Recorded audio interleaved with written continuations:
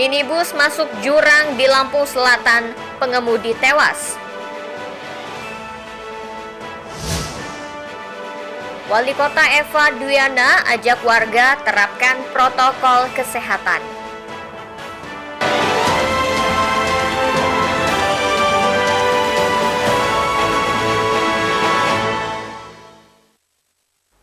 Tabi pun. Selamat pagi pemirsa iNews di Bandar Lampung dan sekitarnya. Selama 30 menit ke depan kami akan menemani pagi Anda dengan berbagai liputan dari berbagai daerah di Lampung. Minibus masuk ke dalam jurang di Lampung Selatan, pengemudi asal Tegineneng tewas, sementara beberapa penumpang lainnya meninggal dunia. Pemirsa, bersama saya Ferlicia Andini, inilah iNews Lampung selengkapnya.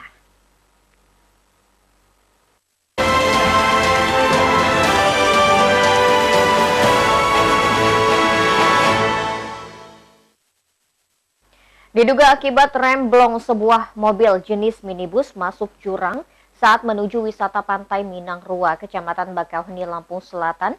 Akibat kejadian ini, 1 orang meninggal dunia dan 5 lainnya mengalami luka-luka.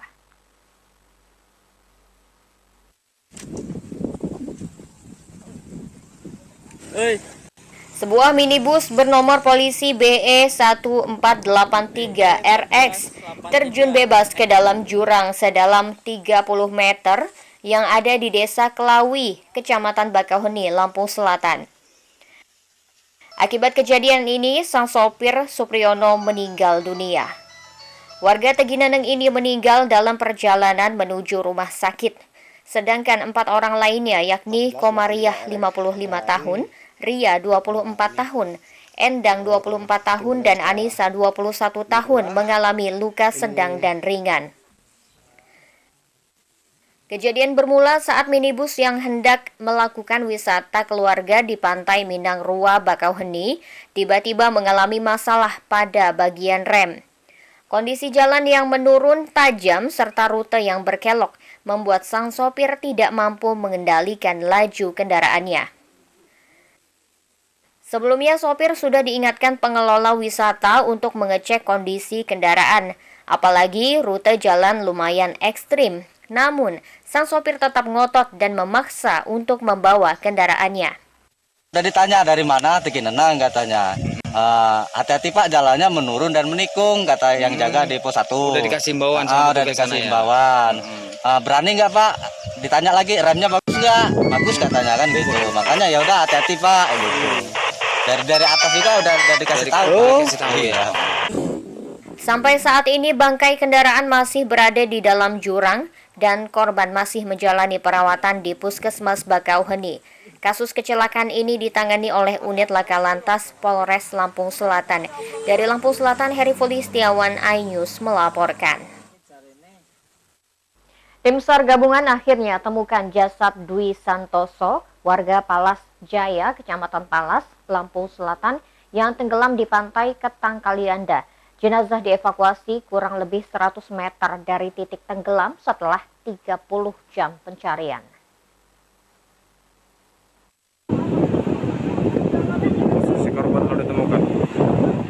Upaya pencarian tim gabungan yang terdiri dari Basarnas, Kepolisian, TNI, Dinas Damkar, dan Penyelamatan Lampung Selatan, serta relawan dan masyarakat membuahkan hasil.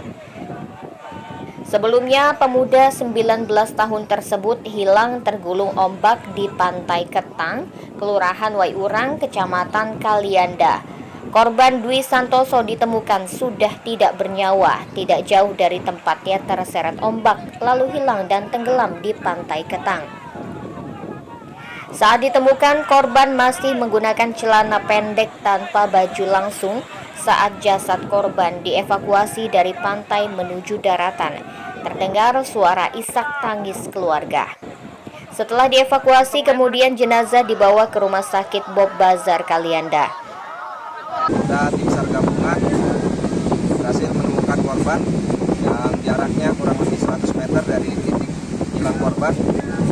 Kemudian korban kita evakuasi menuju rumah duka Palas Jaya.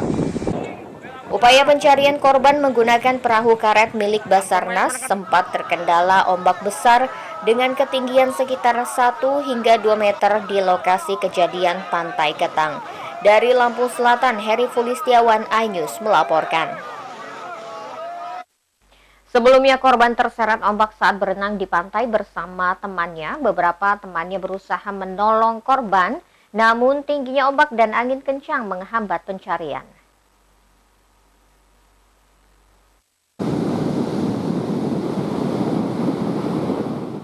Pada minggu ini, Dwi Santoso, warga desa Palas Jaya, Kecamatan Palas, yang tenggelam di areal Pantai Ketang, Kelurahan Waiurang, Kecamatan Kalianda, ditemukan. Pencarian korban berlangsung selama 30 jam. Peristiwa naas itu bermula ketika korban bersama 8 orang rekannya berenang di areal Pantai Ketang. Korban berenang bersama 8 rekannya, kemudian hanyut dan tidak tertolong oleh rekan-rekannya. Tim Basarnas menggunakan perahu karet untuk melakukan pencarian lebih jauh. Ombak besar dan angin kencang menjadi penghambat proses pencarian. Namun, petugas tetap berusaha mencari korban seoptimal mungkin. Hari ini kita melakukan pencarian hari kedua, ya. Tadi pagi sekitar pukul 06.30 kita sudah turun untuk melakukan proses pencarian bersama rekan-rekan dari potensi SAR lainnya. Itu sampai dengan pukul kurang lebih 9.30 tadi kita melakukan pencarian dengan menggunakan perahu karet. Tapi sementara hasilnya masih nihil. Kemudian barusan kita berangkatkan kembali tim yang untuk penyisiran di tepian pantai. Ini sekitar ada 7 orang untuk melakukan penyisiran dengan membuat rantai manusia. Bisa jelaskan Bang, gimana Bang kronologinya kemarin Bang yang kita dapat? Kronologinya itu yang kita dapat dari rekan kita dari damkar, ya.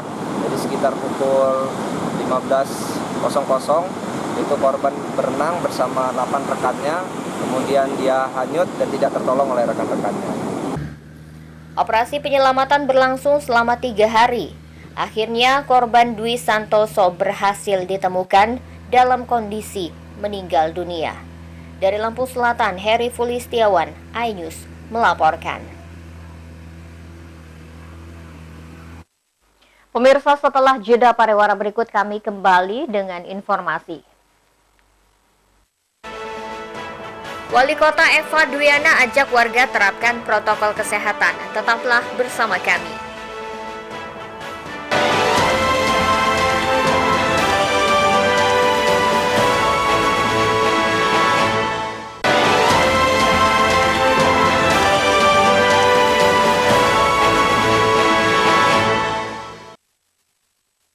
Anda masih menyaksikan iNews Lampung. Pemirsa, Wali Kota Bandar Lampung Eva Dwiana mengajak masyarakat setempat memaknai hari lahir Pancasila dengan menerapkan nilai-nilai Pancasila dalam kehidupan sehari-hari. Salah satunya dengan menerapkan protokol kesehatan sebagai perwujudan persatuan Indonesia.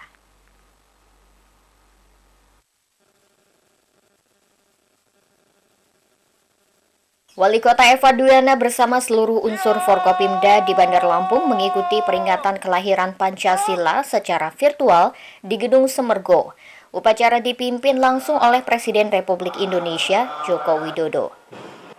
Dalam peringatan Hari Kelahiran Pancasila, Eva mengajak masyarakat kota menerapkan nilai-nilai Pancasila dalam kehidupan sehari-hari.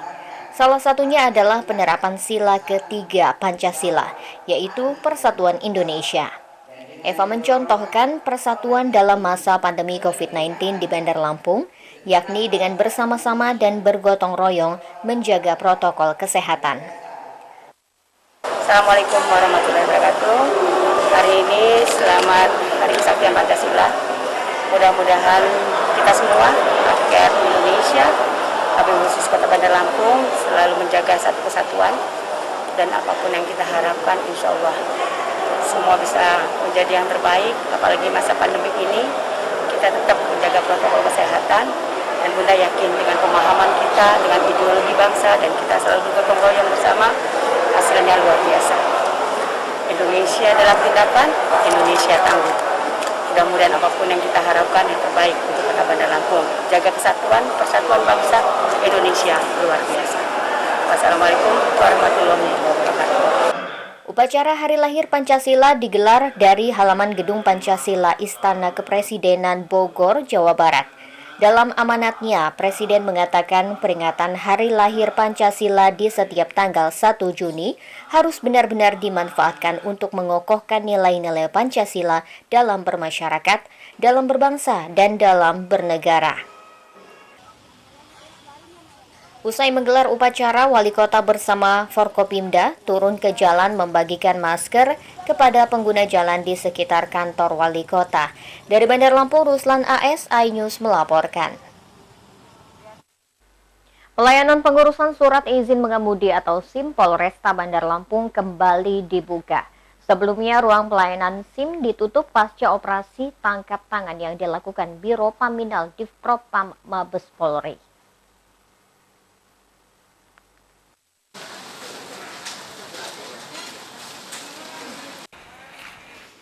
Ruang pelayanan pembuatan SIM di Mapolresta Bandar Lampung kembali dibuka untuk melayani masyarakat yang hendak membuat serta mengurus perpanjangan SIM.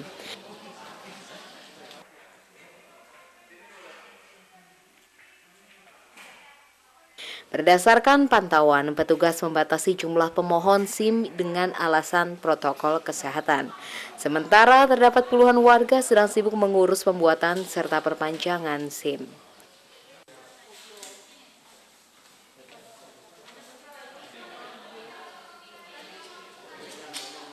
Sementara itu, Kapolresta Bandar Lampung Kombesian Budijaya membantah adanya kabar operasi tangkap tangan yang dilakukan Paminal Mabes Polri terhadap 4 orang anak buahnya. Menurutnya hal itu hanya sebatas pengawasan terhadap kinerja pelayanan publik di setiap kantor kepolisian di seluruh Indonesia. Terus kemudian juga di SPKT kepada seluruh pelayanan publik. Dan tidak hanya di sini, di seluruh Polres dan di seluruh Polda yang ada di Indonesia. Karena ini kan merupakan salah satu program prioritasnya Bapak Kapolri. Polri yang presisi yaitu fungsi pengawasan harus berjalan. Ya, ini salah satu bentuknya.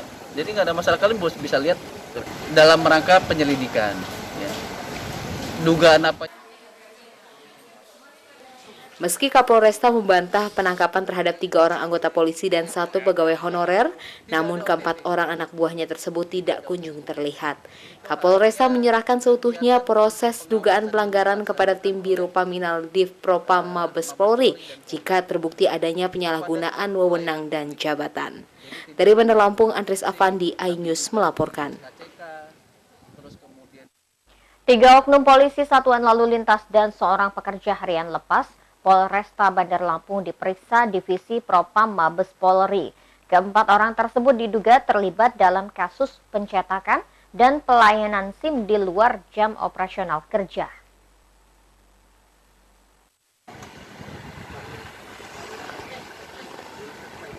Divisi Propam Mabes Polri memeriksa 3 oknum polisi serta 1 pekerja harian lepas di Satuan Lalu Lintas Polresta Bandar Lampung. 1 dari 4 orang yang diperiksa ini merupakan seorang pejabat utama di Satuan Lalu Lintas. Berdasarkan informasi yang diperoleh, ke-4 orang yang ditangkap ini adalah AKP RYN, Brigadir AY, Brigadir FS, serta HR. Ruang pelayanan SIM sempat ditutup pasca penangkapan ke-4 orang ini. Ke-4 orang ini diperiksa terkait dugaan pelayanan percetakan surat izin mengemudi yang dilakukan di luar jam operasional atau pada malam hari. Kabid Humas Polda Lampung, Kombes Pol Zahwani Pandra Arsyad, mengatakan penindakan yang dilakukan Divisi Propam Mabes Polri dan Bid Propam Polda Lampung ini merupakan bagian dari salah satu program Kapolri terhadap pengawasan internal Polri.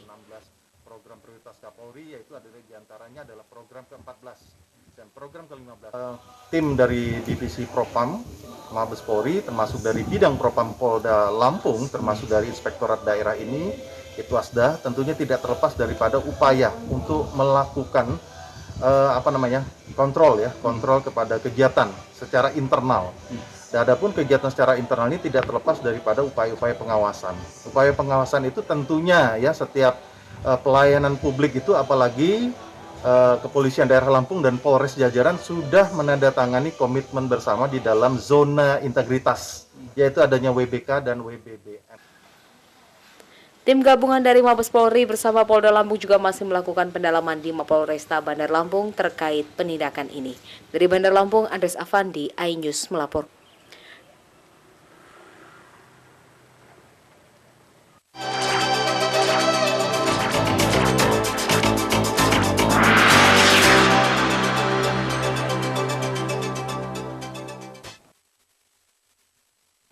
Pemirsa, sebanyak 143 desa di Lampung Utara bakal melaksanakan pemilihan kepala desa atau pilkades serentak.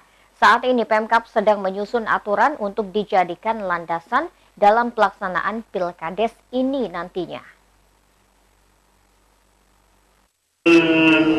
143 orang di desa di Lampung Utara bakal melaksanakan pemilihan kepala desa atau pilkades serentak pada November mendatang. Pemkab sedang menyusun aturan yang menjadi landasan dalam melaksanakan pilkades. Pemkab kini tengah mengidentifikasi potensi yang terjadi baik saat pra maupun pasca pilkades. Sebanyak 143 desa yang akan melaksanakan pilkades serentak.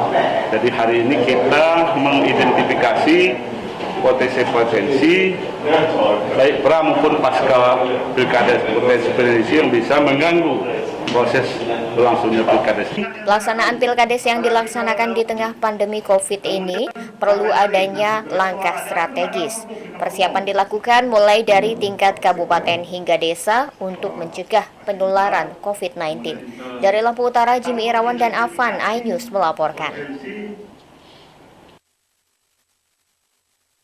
Pemirsa, setelah pesan-pesan berikut ini kami kembali dengan informasi. Warga di Lampung Selatan membudidayakan kerang hijau. Sesaat lagi hanya di iNews Lampung.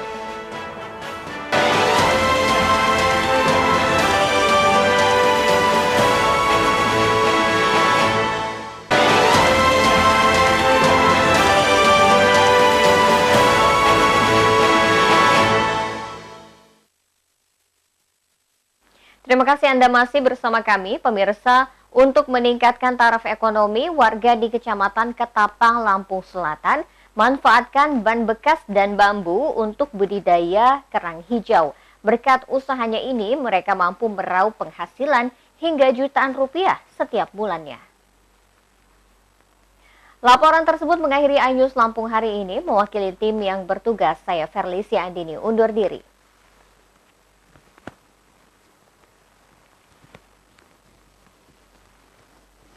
Dan jangan lupa untuk menggunakan masker saat berada di luar rumah. Terima kasih dan sampai jumpa.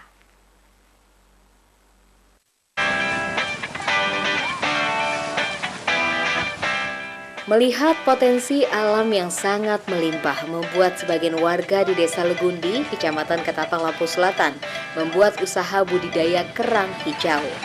Berkat usahanya ini mereka mampu meraup penghasilan hingga jutaan rupiah setiap bulannya.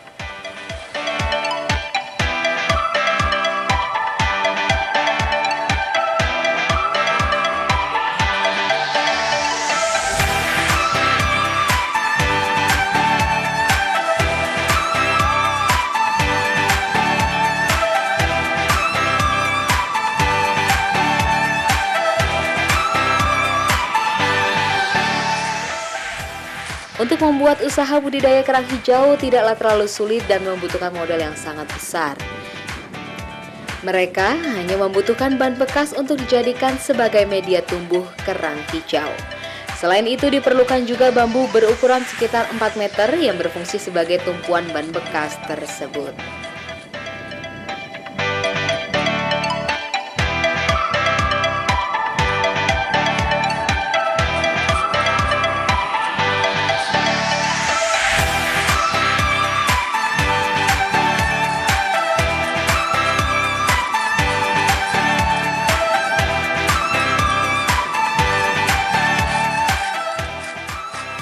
Beberapa warga mengaku lebih tertarik untuk membuat usaha budidaya kerang hijau lantaran proses pengerjaannya tidak terlalu sulit. Bahan bekas serta bambu yang sudah dirangkai kemudian dibawa ke pinggir laut untuk ditanam di dalam laut. Setelah beberapa minggu, kerang hijau akan berkembang biak.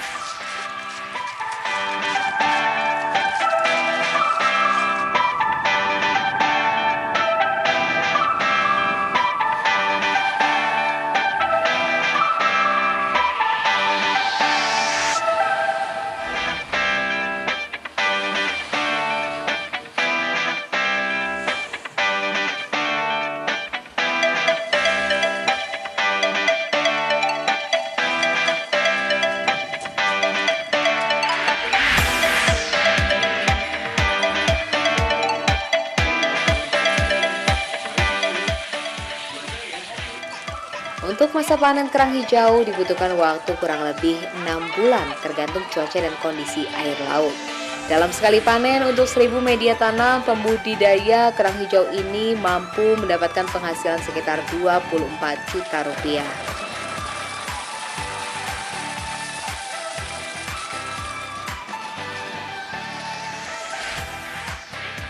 Namun, pembudidaya kerang hijau terkendala pemasaran.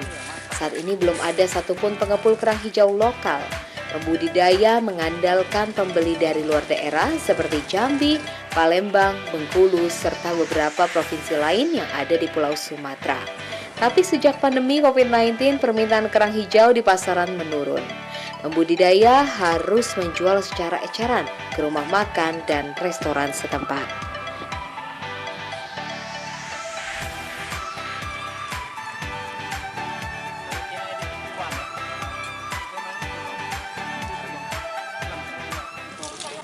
Pengiriman macam-macam bang, dari Padang, Medan, Palembang, Nah, Jambi. untuk saat ini yang sekarang mau kita kirim ini Saat ini kita kirim ke Jambi bang. Dia untuk harganya berapa ini? Untuk harga bos kita ngambil di nilai petani itu 7.000. Ya untuk saat ini belum ada seperti pengepul gitu Pak, yang untuk bisa tiap hari panen belum ada. Kita masih nunggu dari bos gitu, dari pesanan. Kalau ini kan nggak bisa tertunda barang seperti ini Pak, karena bisa busuk. Dia minimal harus terjual hari itu juga. Ya masak ya.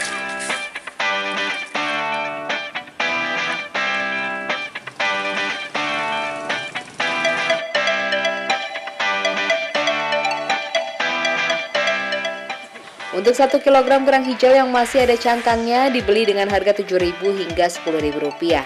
Sedangkan yang sudah dikupas dibeli dengan harga Rp40.000 hingga Rp50.000. Para pembudidaya kerang hijau berharap pemerintah ikut memikirkan pemasaran komoditas tersebut sehingga tidak tergantung pada pembeli dari luar. Dari Lampung Selatan, Heri Pulistiawan, iNews melaporkan.